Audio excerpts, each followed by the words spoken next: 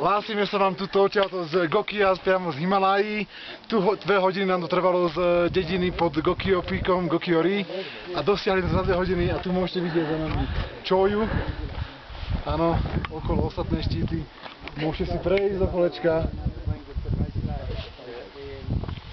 Pokúchať sa pohľadom na ostatné. Nádherný ľadovec dole.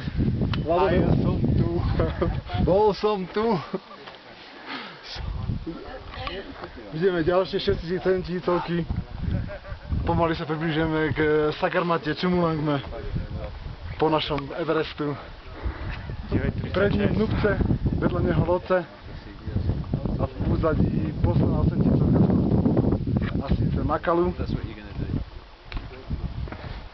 Sme strašne šťastní, že sme sem dorazili po 2-hodinovom trápení. Makalu je trošku slabšie vidieť. No, pretože je to veľmi, veľmi ďaleko.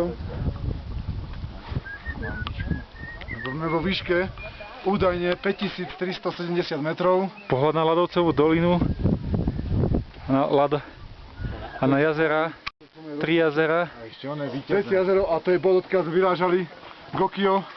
To je víťazné foto. Excuse me, do you two want photographs? Yes, Jožko. A na záver, because we are waiting for them. Slovak Republic. sme tento deň zrejme jediná slovenská výprava na vrchole.